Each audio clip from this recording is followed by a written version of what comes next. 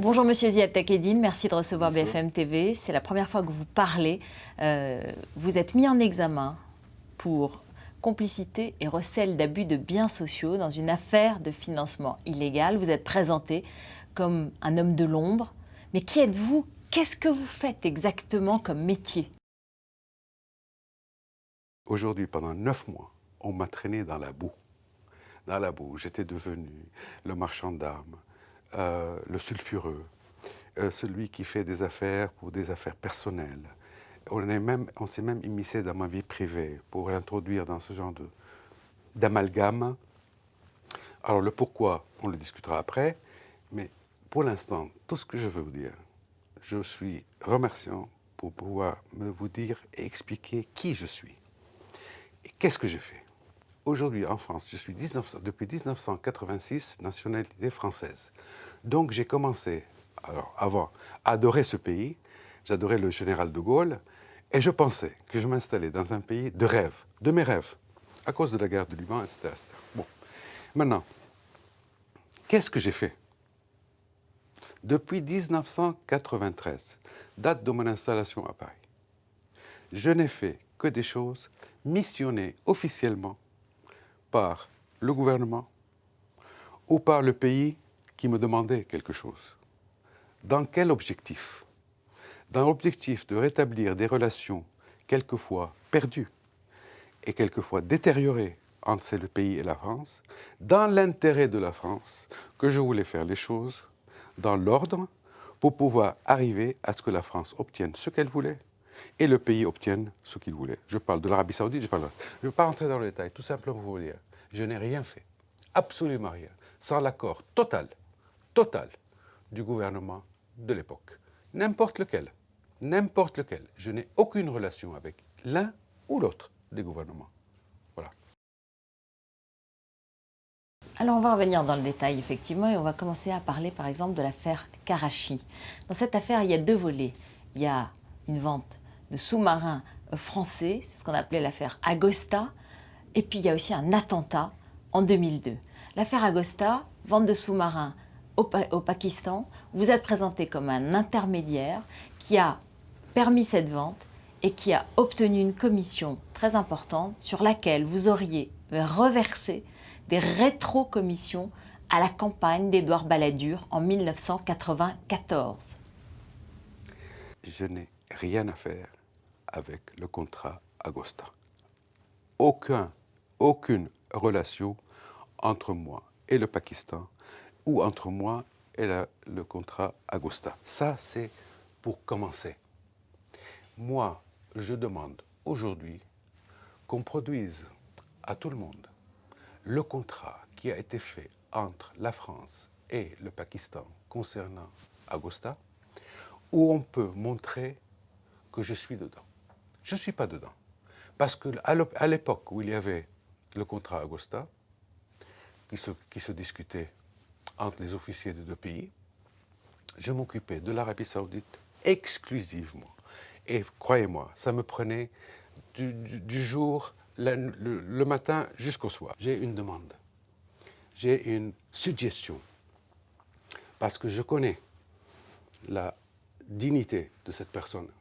Je la connais, je ne le connais pas lui, mais je connais la dignité de la personne, ce qui m'a contrôlé toute mon action. Depuis 1993 à aujourd'hui, c'est la dignité de la France qui est bafouée aujourd'hui. Je dis au président de la République, je lui suggère, arrêtez tout de suite, puisque vous êtes garant de la Constitution, arrêtez tout de suite et levez le secret défense sur tous les contrats, notamment sur Agosta et notamment sur Savoie 2, pour qu'on crève l'abcès et qu'on arrête de parler de n'importe quoi sur n'importe quoi. Franchement, il lui appartient de faire ça tout de suite, dans les 24 heures. C'est digne, il est digne, il le fera. Arrêtez de regarder ce contrat du côté des rétrocommissions ou pas, traitez ce problème à part. Ça, ce n'est pas un problème, mais ne le liez pas aux familles, parce que franchement, je veux dire, en 2002, le contrat a été tellement malmené, que ce soit par la DCN qui a fait un autre contrat avec La direction un pays, des constructions navales. voilà, avec le pays comme l'Inde, par exemple, un pays ennemi. que ce soit l'intervention des troupes françaises en Afghanistan contre Ben Laden, etc. Beaucoup de choses ont fait que ce contrat a été un tout petit peu mal exécuté. Donc, quand vous dites, Monsieur Villepin, ou n'importe, à la justice de déterminer, arrêtez ces contrats, arrêtez ces commissions. Très bien, arrêtez le contrat. Qu'est-ce qui vous empêche d'arrêter le contrat? Arrêtez ce contrat vu l'ambiance. Comme ça, vous évitez d'envoyer des agents innocents pour se faire tuer là-bas. Et là, il y a une responsabilité de l'État, il y a une responsabilité de la société de l'État.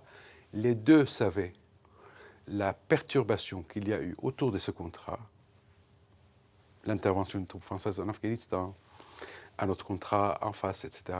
Ils le savaient très bien. Ils devaient ou bien arrêter le contrat, ou bien aller empêcher les agents d'aller là-bas se faire tuer.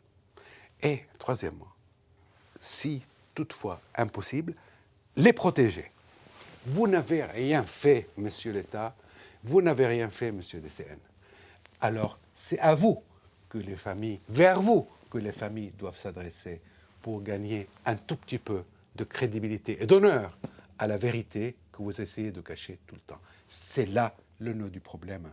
C'est là où il fallait que l'avocat, au lieu de s'occuper de l'avocat qui s'appelle Maurice, là, des familles, au lieu de s'occuper, en train de dire tout le temps, oui, c'est Takedine, c'est Takedine, c'est Takedine, mets-toi en cause, pauvre avocat que tu es. Mets-toi en cause, pauvre avocat que tu es, et dis-toi une seule chose, tu as abandonné les victimes pour aller faire ta propagande personnelle contre l'État français. Vous n'avez pas honte. Vous n'avez pas honte pour votre profession, maître Maurice, de pouvoir estorquer les familles. Franchement, je veux dire, là, oui. Et mettez ça, s'il vous plaît. Monsieur Takedine, vous avez dit que vous avez été intermédiaire dans la vente de frégates avec l'Arabie Saoudite. C'est ce qu'on appelle le contrat Sawari 2. Est-ce que l'argent que vous avez perçu a servi aussi à financer la campagne d'Édouard Balladur en 1995? Voilà. Donc, premièrement, laissez-moi vous rappeler ce que je vous ai dit. Ma mission n'était jamais celle d'aller chercher des contrats. Moi, ma mission, c'était, je me suis proposé, et j'ai effectivement réalisé, une normalisation des relations qui étaient un tout petit peu détériorées entre la France et l'Arabie Saoudite. Donc, ce que j'ai fait, dans ce cadre-là, il y avait un contrat qui intéressait la France, qui s'appelait Sawari 2. Et je me suis aperçu de l'existence de ce contrat dans les tiroirs du royaume depuis 6 ans avant cette normalisation des relations. Et donc, qu'est-ce que j'ai fait? Tout simplement, j'ai normalisé les relations, j'ai aidé, contribué à la normalisation des relations avec l'accord du gouvernement, et le gouvernement après, si vous voulez l'appeler marchand d'armes, le gouvernement après a pu réaliser la concrétisation de ce contrat, qui je vous rappelle, un contrat de 28 milliards 800 millions de francs français de l'époque, qui a donné lieu à 35 000 emplois en France, qui a donné pendant 6 ans beaucoup de choses à la France. Donc regardez ça de ce côté-là. Et là, je vous répète aussi, je me permets de répéter, là aussi, M. Sarkozy, en tant que ministre du Budget, a créé des problèmes. Lesquels problèmes? Il a dit, moi, la COFAS, je ne finance pas. Alors, si la COFAS ne finance pas, le contrat était en cause. À ce moment-là, qu'est-ce qu'on a fait? À cause de la décision du ministre du Budget, qui était un tout petit peu incompréhensible des Saoudiens, j'ai tout fait pour œuvrer pour trouver une solution. Qu'est-ce que vous avez reçu en échange et qu'est-ce que vous avez donné en échange? Il faut qu'on soit plus clair, car je vais vous dire, le juge Van Ruymbeck a reçu le témoignage de Thierry Gobert, un ancien proche de Nicolas Sarkozy, qui lui dit que vous êtes allé avec lui en Suisse et que vous avez rapporté des mallettes d'argent liquide, dans un témoignage de l'ex-femme de Thierry Gobert. Est-ce que cet argent, il vient des commissions que vous avez perçues? Est-ce qu'il y a de l'argent qui est revenu en France pour les amis d'Édouard Balladur? Là-dessus, je vais être précis. Je n'ai touché aucune commission, aucune commission sur le contrat Sawari 2. J'ai encaissé tous mes honoraires, tous, de l'Arabie Saoudite. Ça, c'est un point final. Qu'est-ce que vous répondez à cette affaire de mallette avec Thierry Gobert? Est-ce que vous êtes allé en Suisse, comme dit l'ex-femme de Thierry Gobert, pour rapporter de l'argent à Nicolas Bazir, l'ancien directeur de cabinet d'Édouard Balladur?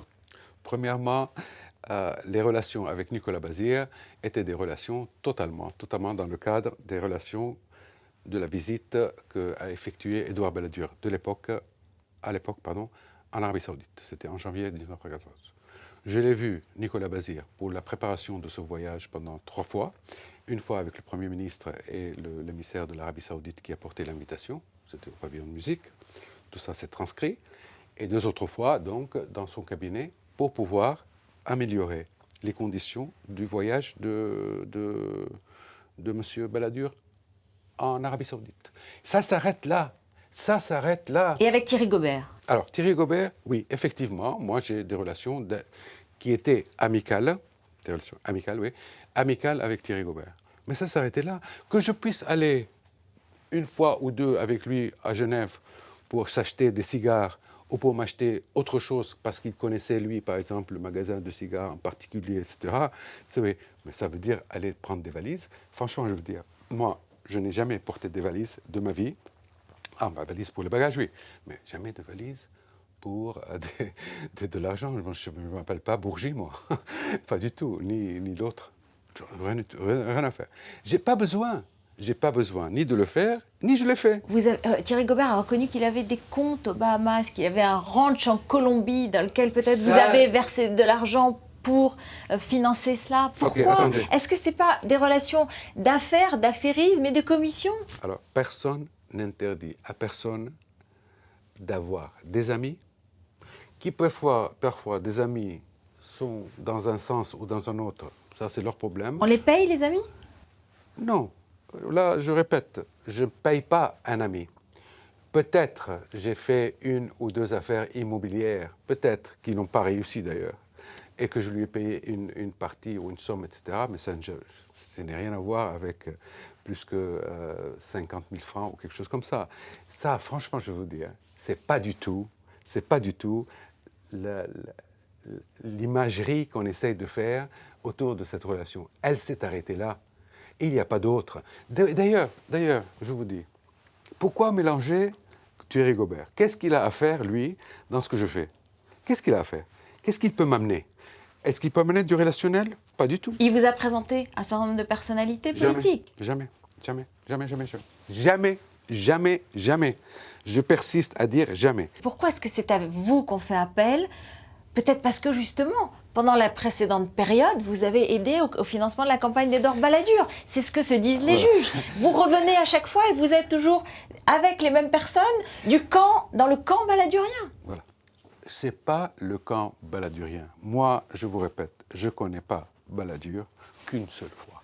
Et d'ailleurs, 1 demi-heure, et je suis sûr qu'il ne se rappelle même pas de moi. Aujourd'hui, je demande si la campagne Balladur a été financée par des rétrocommissions. Donc les rétrocommissions ont été déjà payées pour que M. Balladur en profite. M. Balladur donc a pris les rétrocommissions. Qu'est-ce qu'allait faire arrêter les autres?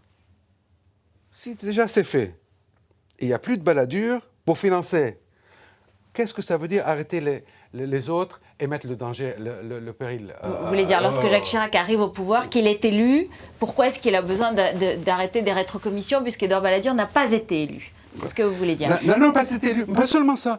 Et qu'il a arrêté pas ceux qui ont été déjà payés, qui auraient peut-être servi à des campagnes Balladur. Non, il a arrêté le reste, qui faisait une grosse somme d'argent. Et là, je vous demande de vous demander, et l'enquête, et je verrai avec la justice, sans problème, où est parti l'argent qui, supposé, a été arrêté et qui est supposé... Qu'est-ce que vous en pensez? Moi, je pense. Oui. Je sais. Qu'est-ce que vous savez? Je sais que cet argent n'a pas été arrêté. Cet argent a été transféré à une destination autre, celle que je connais et que je réserverai et au président de la République et à la justice. C'est tout. Voilà. C'est-à-dire qu'il y a eu donc des commissions, des rétrocommissions qui sont allées à une autre destination, pas la campagne Balladur, mais une autre campagne. Une autre chose, peut-être. D'autres hommes politiques.